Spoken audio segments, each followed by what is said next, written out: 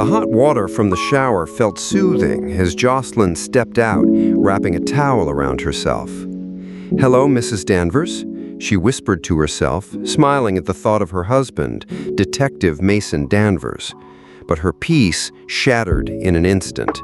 A thug burst through the bathroom door, his eyes wild with intent. Jocelyn screamed, her heart racing as she stumbled backward, desperate to escape. She glanced around, hoping for someone to help, but the house was empty. The man was fast. Within seconds, he caught her, his fists swinging without mercy. Jocelyn tried to shield her pregnant belly, but he didn't care. Blow after blow landed, and she crumpled to the floor, pain searing through her body. Blood pooled beneath her as she fought to stay conscious. Hours later, Mason came home, his keys jingling as he opened the door. The sight before him stopped his heart. Jocelyn lay motionless, her body bruised and bloodied. Standing over her with the thug, his face twisted with defiance. Mason's hand flew to his gun, rage burning in his chest. His finger hovered over the trigger, ready to end the man's life. But before he could fire, his partner Joel grabbed his arm. "He's not worth it, Mason. It's not worth it," Joel said, his voice steady but urgent. Mason's strength gave out, and he collapsed beside his wife, his cries echoing through the silent house. This nightmare had roots in a dangerous mission months earlier. Mason and Joel, both detectives, were tasked with taking down a ruthless drug lord, Victor Abbott, and his brother Griffin. The operation was high stakes, with the brothers known for their brutality and cunning. The plan was simple: ambush their hideout and arrest them. But things went wrong fast. As Mason and Joel moved in, Griffin struck first, catching them off guard. Armed with a gun and a vicious streak, he targeted Joel, forcing him to retreat. "Don't make me come looking for you," Griffin taunted, his voice cold. "Just bought a new suit." Joel ducked behind cover, barely escaping as Griffin closed in. Just as Griffin raised his weapon, Mason acted. He fired 2 quick shots, hitting Griffin in the wrist and knee. Griffin collapsed, groaning in pain. With Griffin down, Mason turned to Victor, the mastermind of the operation. "Come on, Danvers. Isn't this what you want?" Victor sneered, his eyes gleaming with malice. A fierce gunfight broke out, bullets flying through the air. Both men emptied their clips, and with no ammunition left, they lunged at each other. Fists flew in a brutal hand-to-hand fight. Victor was strong, knocking Mason to the ground and raising his fist for a final blow. But before he could strike, Joel returned with backup. Sirens blared as police swarmed the scene, cuffing both Victor and Griffin. As Victor was led away, he overheard Mason on the phone with Jocelyn. "I'm getting out early today. I'll see you soon," Mason said, his voice soft. Victor locked eyes with him, a chilling smirk spreading across his face. "I'll be seeing you real soon," he said, his words dripping with menace. Mason felt a knot form in his stomach, but he brushed it off, eager to get home to his wife. That night, Mason and Jocelyn sat together, talking about their future. Jocelyn was pregnant, and Mason promised to be there for her and their baby. "Just take care of yourself, okay?" he said, kissing her forehead. She smiled, resting her hand on her belly. For a moment, everything felt perfect. The next day at the police station, Mason received devastating news. Every witness from the Abbott brothers' arrest had vanished. Without witnesses or solid evidence, the charges against Victor and Griffin were dropped. "They walked this afternoon," a fellow officer said grimly. Mason's heart sank. Something was wrong, deeply wrong. Victor's threat echoed in his mind. He called home, his voice trembling. "Jocelyn, you there?" No answer. Instead, a familiar voice came through the line. "Hey, baby," Victor said, his tone mocking. Mason's blood ran cold. Victor was in his house, with Jocelyn. Mason raced out of the station, calling Joel for backup as he sped home. His mind was a storm of fear and anger. When he arrived, his worst nightmare greeted him. Jocelyn lay motionless on the floor, her body bruised and bloodied. Standing over her was the thug, his face twisted with defiance. Mason raised his gun, his hands shaking with fury. He wanted to pull the trigger, to end Victor's life right there. But before he could fire, Joel grabbed his arm. "Don't do it, Mason. You'll lose everything." The police arrested Victor, but it didn't matter. Jocelyn was gone. Mason's world was shattered. Joel tried to comfort him, promising to be there. "Anything you need, Mace. Just say the word." He even suggested Mason leave town, start fresh somewhere else. But Mason shook his head. Leaving wasn't an option. Only one thing mattered now: revenge. That night, Mason sat alone in the dark, cleaning his weapons. His grief had hardened into resolve. He would hunt down Griffin, Victor's brother, and make him pay. Mason tracked Griffin to a hideout and called Joel. "You said anything I need, right?" he asked. Joel sighed but agreed to help. "Whatever you need." Mason didn't wait for backup. He stormed the hideout, moving like a shadow. One by one, he took down Griffin's men with deadly precision. When he found Griffin, the man tried to taunt him. "You know why I'm here?" Mason growled. Griffin smirked. "Because you don't have a wife to go home to." Mason didn't hesitate. He ended Griffin's life with a single shot. When Joel and the police arrived, Mason was waiting, his hands raised. He didn't resist as they arrested him for murder. But this was no mistake. It was his plan. He wanted to be sent to Stonewall Prison, where Victor was being held. If he couldn't get to Victor on the outside, he'd do it from the inside. Stonewall was a brutal place, and Mason's arrival as a former cop made him a target. The warden met him in his office, his tone cold. "Your badge means nothing here. You're just another inmate, and being a cop, that makes you everyone's enemy." The warden hinted that Mason's transfer wasn't random, it was arranged. He offered Mason a deal: work for him and he'd have protection. As a gesture, he assigned him an easy job in the laundry room. Mason stayed silent, his mind focused on Victor. In the cafeteria, Victor confronted Mason, towering over him. "How's that first meal treating you?" he mocked. When he learned of Griffin's death, Victor barely reacted. "I still came out on top," he said, his voice icy. "That badge will only get you a slit throat in here." Mason didn't respond, but his resolve grew stronger. The next day, while working in the laundry room, Mason was ambushed by a group of inmates loyal to Victor. They beat him mercilessly, their fists and boots relentless. Mason fought back, his training kicking in, but he was outnumbered. Just as they were about to finish him, a guard intervened, pulling him to safety. Mason woke up in the prison hospital, his body aching. Joel sat beside him, his face heavy with worry.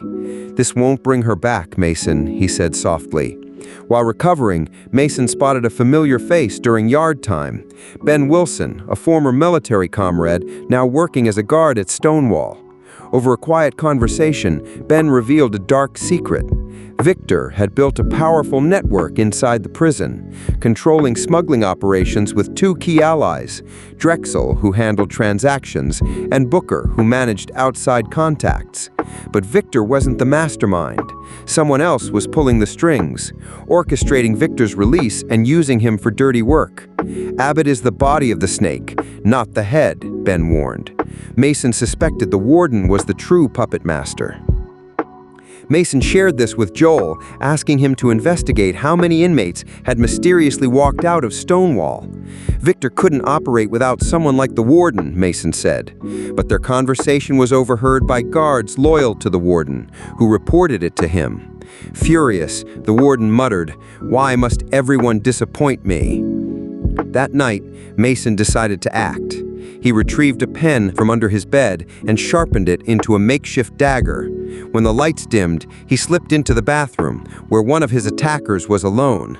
The fight was brutal, the inmate fighting back fiercely. Mason drove the pen into his side, but the man nearly turned it on him. At the last moment, the inmate collapsed from blood loss, and Mason escaped. Next, Mason targeted another of Victor's men, a cleaner working nearby. Using a mop handle, he overpowered him, snapping his neck in a swift, silent move. Victor soon learned his men were being taken out. Furious, he ordered Drexel to send his best enforcers to ambush Mason. "Make it direct," Victor said. Mason was ready. Fueled by rage, he fought off the enforcers, his fists and makeshift weapons a blur. But a guard intervened, striking him down and dragging him to the warden's office. Instead of punishment, the warden made an offer. "Work for me," he said. "Take out who I tell you, and your actions here will be ignored." Mason, still a cop at heart, refused. "No," he said firmly. Enraged, the warden threw him into solitary confinement for a week. In solitary, Mason's anger grew. He knew the warden was protecting Victor, likely part of their mutually beneficial arrangement.